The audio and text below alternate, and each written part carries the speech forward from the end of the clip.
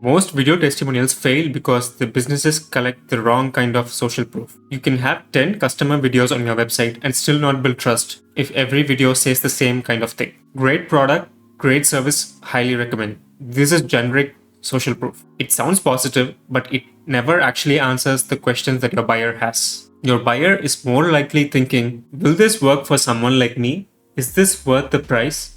Will this be annoying to use? Can I trust this business? What if I buy and regret it? I run Famewall.io and our customers have collected over 2,400 video testimonials just by using it. So I have an idea about what actually works and what doesn't when it comes to collecting video reviews for your business. In fact, one pattern became obvious after I saw businesses collect and display these reviews. Most people are not missing testimonials.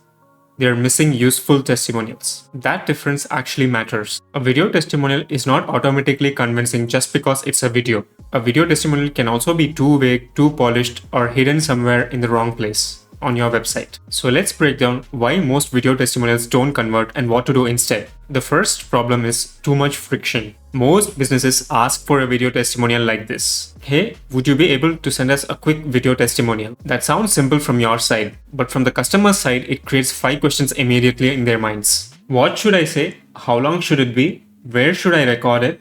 Do I need to look professional? And where do I send the file? This is precisely why happy customers ignore your testimonial requests. They aren't being rude or unwilling, it's just that it's too much work for them. If there's one thing I learned before I even tried to build Famewall, it's that a happy customer is not directly a testimonial unless you do the right things in asking them for it. If the ask feels like homework, they'll keep postponing it forever. The fix is not to beg harder, but it is to remove the objections. Just try to make it so simple for them. Give them one link, one record button, a short time limit, and clear prompts. Not send us a testimonial like prompt. It should be more like, could you record a quick 45-second video answering these 3 questions? It does not need to be polished. A phone video is even perfect for us. That one sentence actually removes the pressure from them. And if you're trying to get your first few video testimonials, do not make the mistake by asking everyone. Start with your most engaged customers. These are your long-time customers.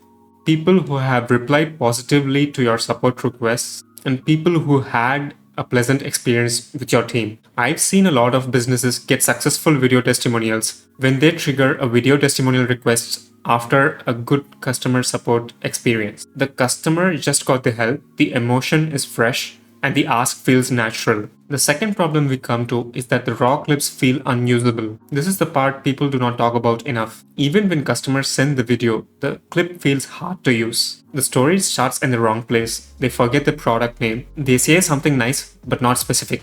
So now you have a 3-minute video on your hands, but you cannot use it on your sign-up page, pricing page, or even an ad. The mistake is just asking for a testimonial. You should intend to ask for a micro story. A testimonial simply says, this was great. But a micro story says, before this, I was struggling with X. I tried Y, then I used this. Now Z is easier. This structure is what makes the video useful. I see a lot of businesses use clips from social media as testimonials. They go something like, this is awesome, this was great, and love this product. Don't get me wrong, it does give some bit of credibility as it's from social media, but it does not usually convert prospects into customers when they see this video testimonial on your website or anywhere else. Because the potential buyer does not see what problem was solved, why they should trust you, and what changed action. So instead of asking, how was your experience, try to ask them this. What problem were you trying to solve before you found us? What changed after you using it?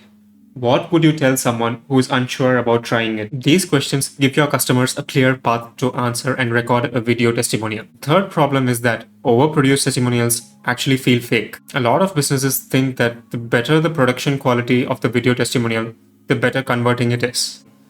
But this is not always. If the video looks like an ad, people treat like an ad and see it skeptically. Perfect lighting, cinematic music, scripted lines, and corporate editing can make the customer feel less real. For some brands, the production style still works. But for most small businesses, SaaS products, coaches, agencies, creators, and nonprofits, this can actually backfire. A normal customer who recorded a video testimonial on their phone will feel more believable than one who shot in production-grade quality. Because buyers are not judging the camera, they're judging whether the person and their opinion feels real. That's why the best and most converting video testimonials look casual. It can be as simple as a Zoom clip, a phone recording, or a customer sitting at their desk. The goal is not to make the customer look like an actor. The goal is to make a future buyer think that this is me when they see the video testimony. The fourth problem is that generic social proof has diminishing returns. The first few video testimonials help, but after a point, adding more generic praises does not build trust. If you have 20 videos and all of them say great service, you don't have 20 social proof points. You instead have 20 videos repeating the same point again and again. This is where most businesses get their testimonial strategy wrong. They think that the goal is volume. It is not. The goal is actually how well you cover customer objections. One video should answer, is this worth the money? One should answer, will this work for my industry? One should answer, how hard it is to get started. One should answer, what changed after using it?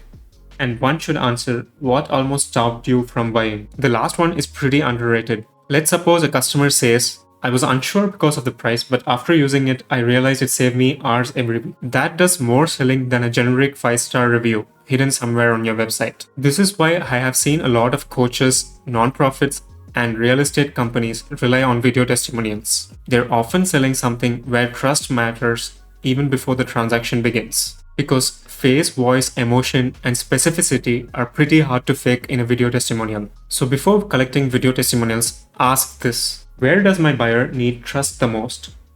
If the answer is pricing, put a video near the pricing section on your page. If the answer is about onboarding fear, then use a video that talks about how easy it is to set it up. If the answer is industry relevance, then use a video from someone who's from the same industry as your customer. Which brings us to the biggest mistake. Most businesses put all their testimonials on one separate page, hoping that customers will see and convert. They usually do not. A testimonial hidden on a testimonial page is just passive proof. A testimonial placed next to a buying decision, on the other hand, is active proof. On your homepage, use testimonials that answer, do people like me use this?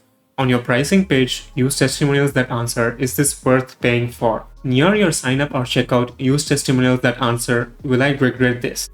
In sales emails, use testimonials that answer the exact objection that your prospect raised. This is exactly how you should think about video testimonials. Not as a gallery, but more as doubt removers. Now, this is the exact framework I would use if I'm starting out. Stop collecting random video testimonials from random customers. Start collecting one video for one buyer doubt. Before asking a customer to record, just think about what doubt the video would have to remove. Then write your prompt around that. So if the doubt is price, ask what made this worth paying for. If the doubt is going to be about setup, ask how easy it is to get started. If the doubt is trust, ask what made you feel comfortable choosing us. If the doubt is outcome, ask what changed after using this. If the doubt is relevance, ask what kind of a person or business would you recommend this to. This is exactly how a customer video becomes a sales asset for your business. This is pretty much the reason why I also built Famewall. The point is not to just collect a video and store it somewhere. The point is to make it easy for the customer to record a video testimonial, guide them with the right prompts, and display the video testimonial in a place where it can actually sell for you, and in a place where the buyers most need it. With Famewall, you can collect video reviews through a simple link, guide customers with questions, and then showcase those video reviews on your website or social media where you need to build trust. Because a video testimonial that your buyer never sees isn't social proof. It is just a file sitting on your dashboard. If there's one thing I learned from seeing over 2,400 video testimonials being collected through the platform Famewall.io, it's just this. Testimonials do not convert just because they're video. They convert when they answer the doubt a buyer has just before they leave. If you want to collect video testimonials and use guided prompts, you can try Famewall for free. But even if you are using any other tool, just remember to keep this rule in mind.